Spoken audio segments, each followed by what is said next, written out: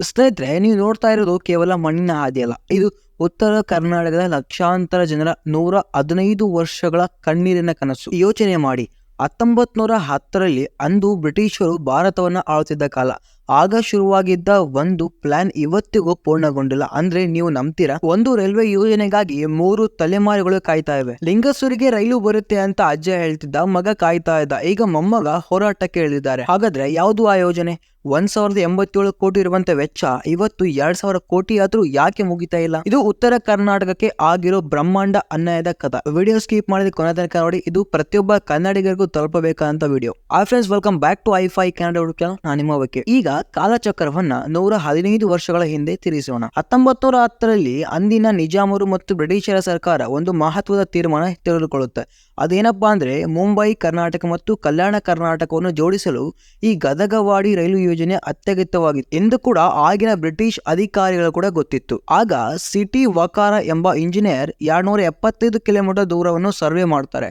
ಆಗ ಅವರು ನೀಡಿದ ವರದಿ ಕೇಳಿದ್ರೆ ನೀವು ದಂಗಾಗ್ತೀರಾ. ಸ್ನೇಹಿತರೆ, ಇಡೀ ಯೋಜನೆಗೆ ಅಂದು ಅಂದಾಜಿಸಲಾದ ಕೇವಲ ವೆಚ್ಚ ನೋಡಿದ್ರೆ 1,87,00,000 ರೂಪಾಯಿ. ಇದೇ ನೋಡಿ ವಿಪರ್ಯಾಸ.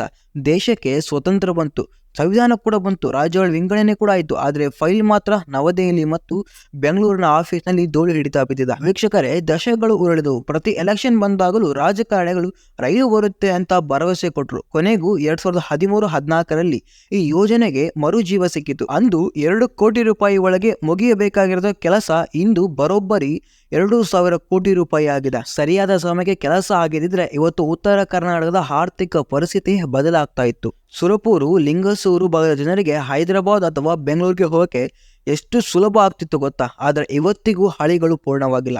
ಜಮೀನು ಕೊಟ್ಟ ರೈತರಿಗೆ ಸರಿಯಾದ ಪರಿಹಾರ ಹಣ ಸಿಕ್ಕಿಲ್ಲ. ಇದು ಕೇವಲ ಲೇಟ್ ಆದ ಯೋಜನೆ ಅಲ್ಲ, ಇದು ಈ ಭಾಗದ ಜನರ ಬದುಕಿನ ಜೊತೆಗೆ ಆಡ್ತಿರುವ ಚೆಲ್ಲಾಟ. ಸ್ನೇಹಿತರೆ, 115 ವರ್ಷ ಅಂದ್ರೆ ಸಣ್ಣ ಮಾತಲ್ಲ.